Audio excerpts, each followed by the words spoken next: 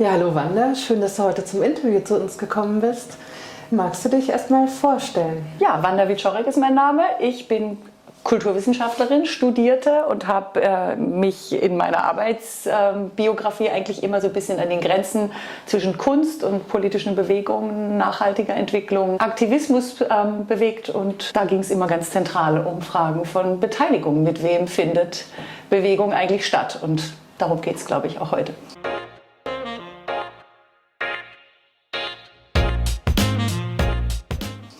Genau. Unser Schwerpunkt ist ja Inklusivität und Diversität von Beteiligung. Wie gelingt es dir oder was sind deine Ansätze, Projekte inklusiv zu gestalten? Ganz zentral ist, auf eingeführte Kontaktpersonen zu setzen, also die Arbeit mit Multiplikatoren und wirklich gut Zeit in die ganze Vorbereitung und Recherche zu geben, um diese ersten Schritte und Vorschritte zu gehen. Wenn solche Beteiligungsprozesse in Gang kommen sollen, das ist eigentlich meine eigenen Selbstverständlichkeiten oder Vorannahmen eigentlich dauernd auch zu hinterfragen.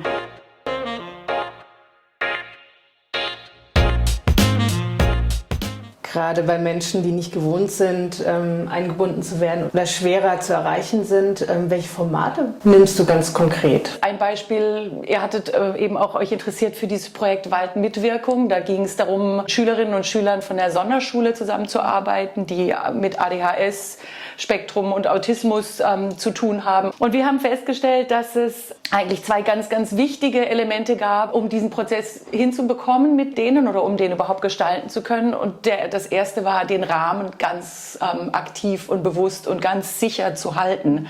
Eigentlich immer Orientierung zu geben.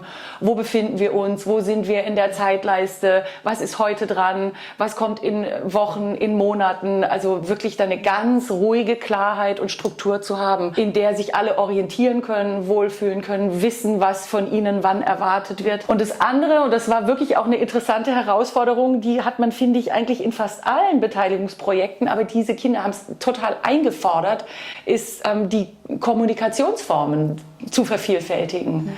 Also auf jeden Fall nicht auf Sprache allein zu setzen und die Art, wie wir jetzt miteinander sprechen, als nur einen möglichen Sonderfall von vielen Kommunikationsformen eigentlich zu betrachten. Und das fand ich einfach mega spannend, weil es einfach so was ganz Zentrales ist, was es eigentlich immer braucht. Eben auch wieder nicht nur die eigene Art zu kommunizieren, jetzt mal als den Standard zu setzen, sondern eigentlich da in eine ganz große Breite und Vielfalt zu kommen.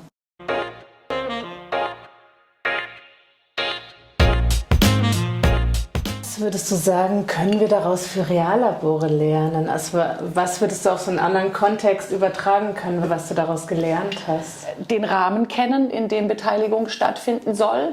Ganz wichtig. Da gibt es immer Machtverhältnisse. Dazu gehört für mich eben auch, es auch um die eigenen Motive für diese Beteiligung, dass man sich die auch sehr genau anschaut. Also, dass ich nicht davon ausgehen kann, dass sich eigentlich andere für meine Agenda interessieren und sich überhaupt beteiligen wollen. Denn es ist ja vor allen Dingen mal meine Bitte und mein Wunsch, dass die, was weiß ich, zum Beispiel Jugendliche, die sich nicht fürs Kunstfeld interessieren, jetzt an diesem Projekt mitmachen, wo sie dann künstlerisch arbeiten und sich kritisch mit dem Kunstfeld auseinandersetzen sollen. Warum sollten sie das tun? Ich meine, sie haben überhaupt keine Motivation, sie sind nicht gemeint, sie merken das genau, sie spüren das genau. Da muss ich mir irgendwie genau überlegen, was sind meine Motive und was kann ich anbieten, um zu sagen, okay, und jetzt habt ihr Motive.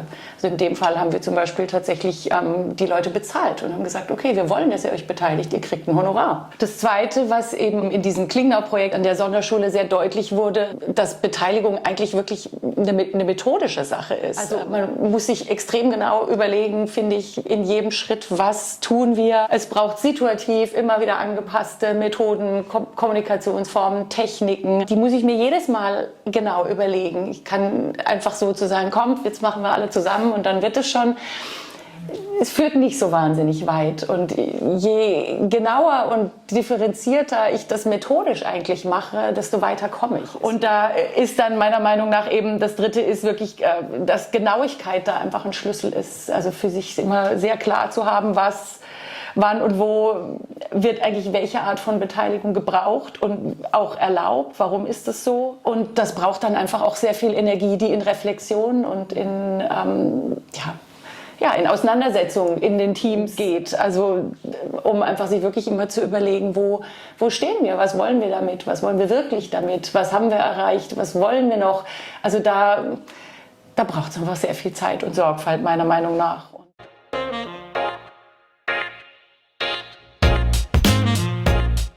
Wir haben gesehen, dass du auch schon früh mit Online-Formaten gearbeitet hast. Wo würdest du die Möglichkeiten und Grenzen von solchen Online-Formaten im Hinblick auf Inklusivität und Diversität sehen? Da haben wir zwischen 2011 und 2014 eine Online-Plattform für Beteiligungsverfahren aufgebaut. Da ging es so um Bau- und Infrastrukturvorhaben und dass man da eben Beteiligungen online und offline organisiert und abbildet. Das Ziel jetzt von Zivilarena selbst war eigentlich, dass man diese oft sehr großen, komplexen, planerischen Sachverhalte, die wirklich mit extrem viel Vorwissen immer einhergehen, sehr prägnant so in Sprache und Bild bringt. Und so das Ziel war so gute Information. Es ging so um gute Texte, gute Gestaltung und sollte eben sehr ästhetisch ansprechend sein, um eben so ein bisschen auch mehr Leute einzuladen, sich darauf einzulassen. Man kann auch ein Voting abgeben, also es gab auch niederschwellige Methoden. In dem Moment, wo es dann wirklich um inhaltliche Auseinandersetzung geht, braucht es dann natürlich mehr. Und wir haben das versucht zu verzahnen, tatsächlich auch so eben über diese gute Information, über so eine persönliche Schiene. Wir waren dann vor Ort, haben Interviews gemacht mit Planern, mit Leuten an den verschiedenen Schauplätzen.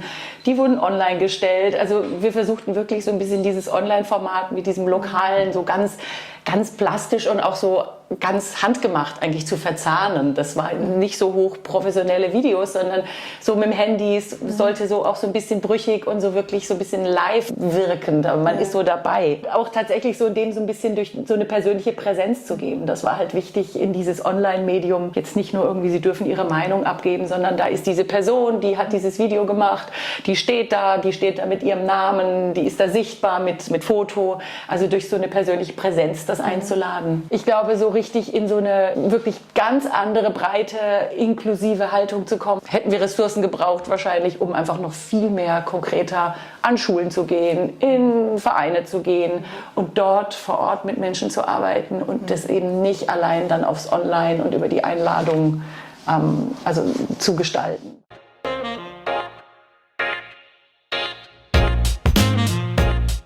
Was hat sich in dieser Pandemiezeit für deine Arbeit geändert und was denkst du, was wir aus der Zeit lernen können? Was ich insgesamt finde, auch jetzt so total prägnant finde, ist, wie sich eigentlich diese ganze Expertise in der Gestaltung, Moderation von Online- und Hybridformaten absolut vervielfältigt hat und was für fantastische Leute und Formate und Dinge es gibt und wie man solche Sachen einfach eingängig und interaktiv und partizipativ und mitreißend gestaltet.